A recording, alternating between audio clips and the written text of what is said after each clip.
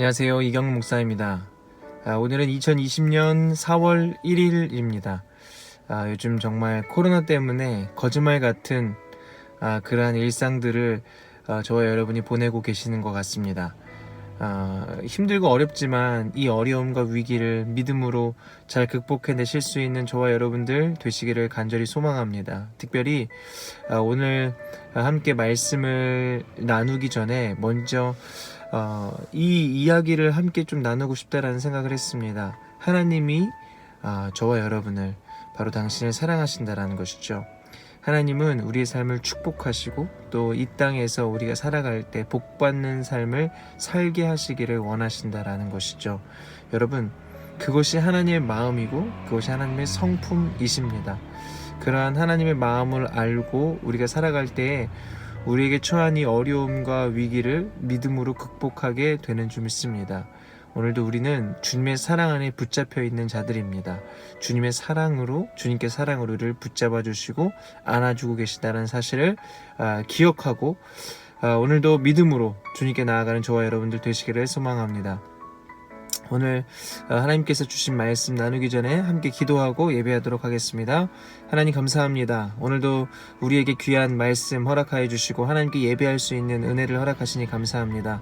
하나님, 정말 세상이 어렵고 우리의 삶이 어렵지만 그 모든 어려움 가운데 믿음으로 이 모든 것들을 이겨내고 극복하여서 하나님, 정말 어려움을 이기고 극복함으로 하나님께 영광 올려드릴 뿐만 아니라 또한 그 이긴 것을 통하여서 또 많은 자들에게 그 아버지의 사랑과 은혜를 흘려보낼 수 있는 귀한 믿음의 삶을 우리 모두가 함께 살아갈 수 있도록 주님 축복하여 주십시오. 하나님, 우리의 삶이 예배되어서 어떤 상황에도 굴복하지 않고 하나님을 예배할 수 있는 거룩하고 복된 예배자들 될 수 있도록 성령 하나님께서 함께하여 주십시오. 오늘 이 예배를 어디에서 드리든지 간에 그곳이 하나님을 예배하는 거룩한 교회 되게 하시고 하나님이 기름 부으시는 놀라운 역사의 장소, 임재의 곳이 될 수 있도록 주님께서 함께하여 주십시오. 감사합니다. 오늘도 말씀을 하실 우리 가운데 말씀으로 인도하실 거룩하신 예수 그리스도의 이름으로 기도합니다. 아멘. 네, 오늘 하나님께서 우리에게 주신 말씀은 신명기 4장 1절부터 14절까지의 말씀입니다. 신명기 4장 1절부터 14절까지의 말씀인데요. 말씀을 다 읽지는 않고 오늘 말씀을 나누면서 중간중간 함께 말씀을 보도록 하겠습니다. 하나님이 우리를 사랑하신다. 그 사실을 저와 여러분이 너무나 잘 알고 있습니다. 그런데 특히 그 사실을 어디에서 알 수 있냐면 말씀을 통해 알 수 있습니다. 성경을 보면 하나님이 우리를 얼마나 사랑하시는지 정말 눈물겨운 그 사랑의 고백들이 이 성경을 통해 잘 기록이 되어 있는데요. 오늘 우리가 함께 나눌 이 신명기 말씀에도 우리를 향한 그리고 하나님의 백성인 이스라엘을 향한 하나님의 놀라운 사랑들이 아주 가득 기록되어 있습니다. 이 신명기는 모세의 마지막 설교입니다. 가나안 땅을 앞에 두고 이제 자신의 사명과 또 인생의 여정이 이 끝날 즈음에 이 출애굽 2세대 이 광야가 고향인 이 다음 세대를 향해서 이 모세가 정말 이스라엘 백성 그 다음 세대를 향해 이 마지막 설교를 하고 있는 그 설교가 바로 이 신명기입니다. 신명기를 읽다 보면 계속해서 반복되어지는 단어들이 있는데요. 그 단어들은 바로 법도와 규례입니다. 법도와 규례. 이 법도와 규례, 이것이 무엇이냐? 바로 하나님께서 이 하나님의 백성에게 주신 법이고 명령이죠. 하나님의 백성은 하나님이 주신 이 법을 지키고 순종해야만 합니다. 이것은 하나님의 백성으로서 내가 따라야 된다, 따르지 않아야 된다, 내가 스스로 결정하는 것이 아니고요.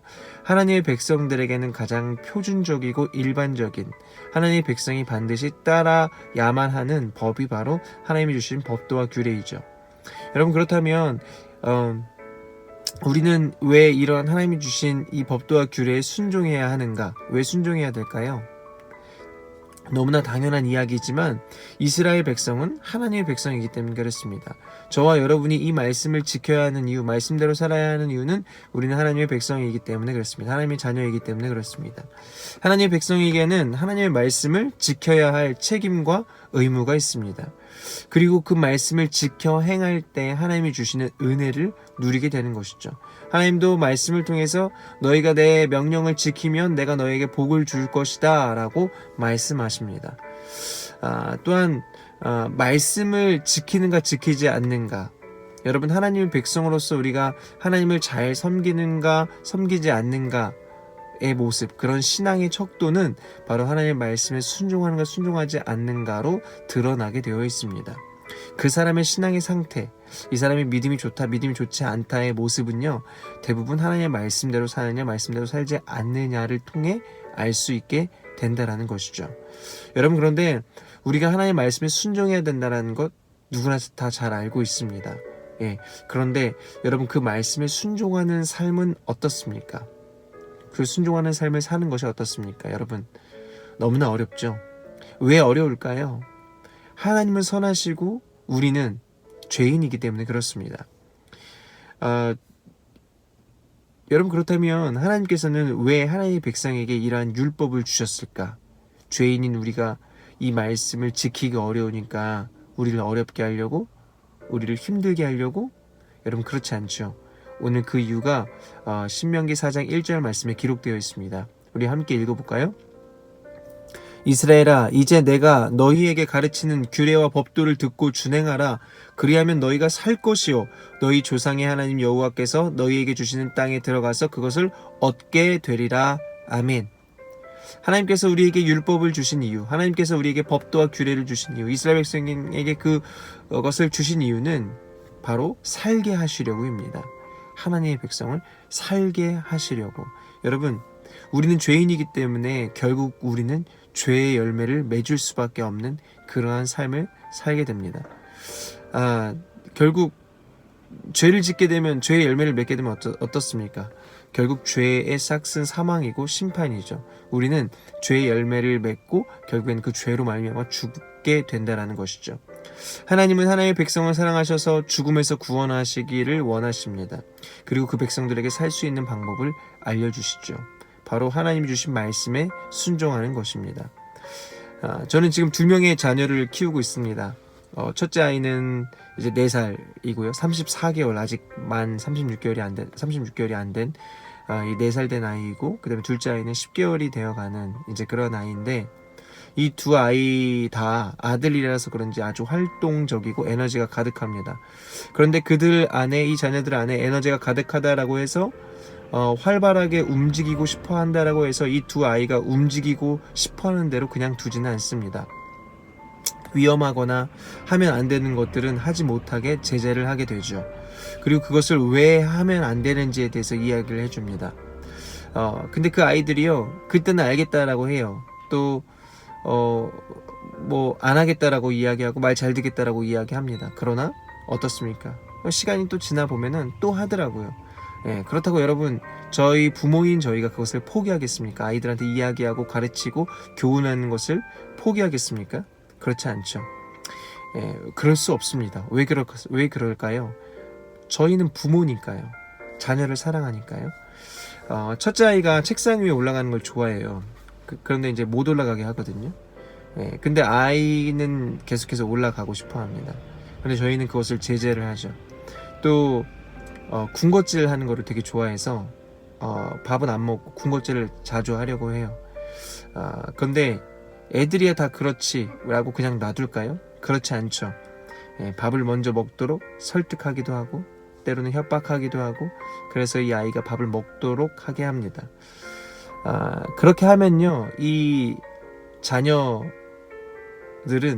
아이들은요, 이 엄마 아빠가 이렇게 제재하는 것들을 싫어하고 힘들어합니다. 그럼에도 불구하고 저희는 계속해서 자녀들을 제재하고 또 이렇게 그들이 원하는 것을 다 하지 못하게 할 겁니다. 왜 그럴까요? 아이를 괴롭히기 위해서인가요? 그렇지 않죠. 자녀를 사랑하기 때문에 그렇습니다. 자녀가 건강했으면 좋겠고, 자녀가 건강하게 성장했으면 좋겠는, 이것은 사실 저희만의 마음이 아니라 우리 모든 부모의 마음이지 않습니까? 너무나도 기본적이면서도 단순한 이러한 일상들을 통해서 저의 모습을 보게 되는 거예요. 무슨 모습이냐면 기본도 못하고 있는 저의 모습인 거죠. 자녀 앞에선 부모인 척하지만 여전히 하나님 말씀 앞에선 어린아이와 같은 모습. 하나님 말씀 앞에서 내가 그 말씀대로 살아야 되고 말씀대로 지켜야 되고 행동해야 되는데 그렇게 살지 못하고 있는 저희 모습, 반복되어지는 그러한 일상들, 그 가운데 하나님의 말씀이 온전히 실현되어지지 못하는, 구현되어지지 못하는, 말씀이 내 삶에 가장 우선시 되지 못하는 그런 나의 모습. 또 전 목사이지 않았습니까? 성도들 앞에서는 목사로서 서지만 사실은 하나님의 종으로서 온전하지 못한 저의 모습들. 하나님의 백성은 하나님 주신 이 규례들을 지켜야만 가나안 땅에서 또 우리의 삶 속에서 온전히 살 수 있습니다. 여러분, 우리의 힘과 능력으로 사는 것이 아니라 하나님의 말씀으로만 살 수 있습니다.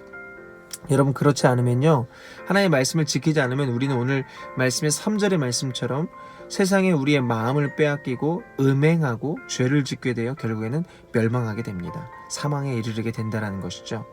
여러분, 사탄은 계속해서 우리의 마음과 생각을 미혹합니다.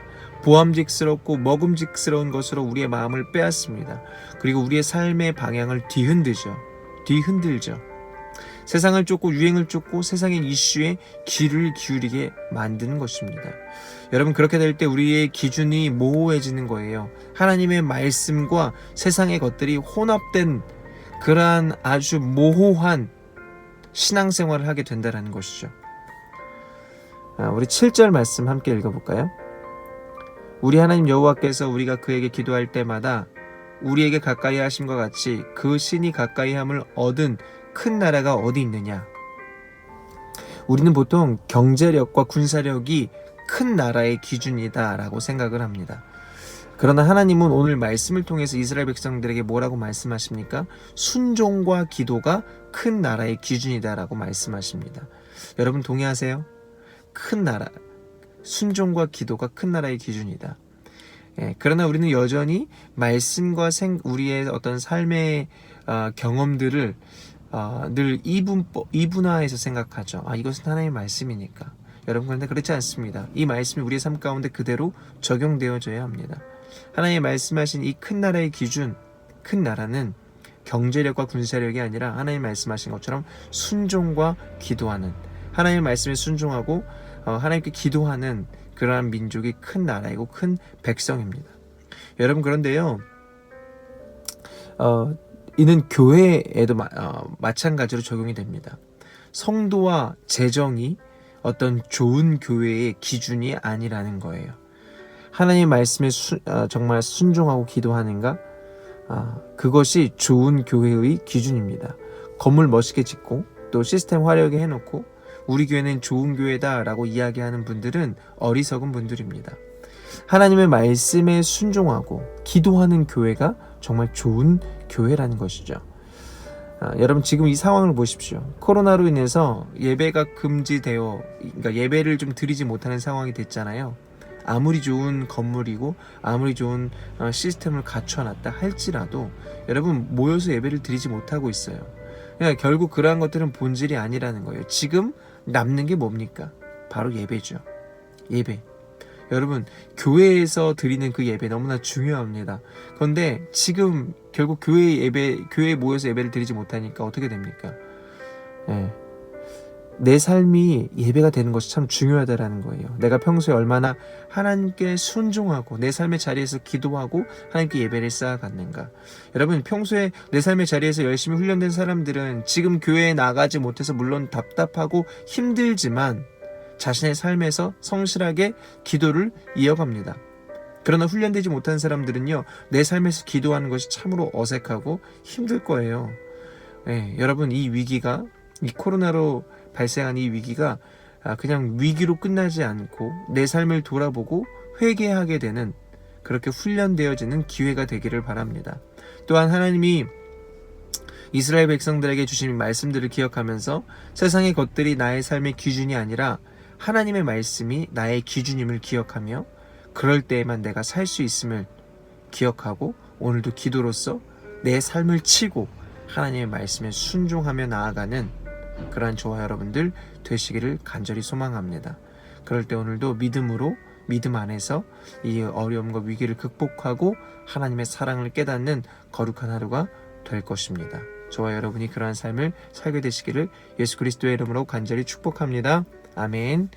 네, 함께 오늘 주님 주신 이 말씀들 기억하면서 우리를 사랑하시는 그 하나님께서 우리에게 주신 이 말씀들, 하나님, 내가 하나님 말씀에 순종하겠습니다. 하나님의 말씀을 읽고 그 말씀 가운데 나아가겠습니다. 우리 그렇게 같이 함께 기도하면서, 또 지금 나라가 어렵고 또 코로나로 인해서 많은 사람들이 어려움 당하고 있지 않습니까? 하나님, 이 코로나가 속히 종식되게 하여 주십시오.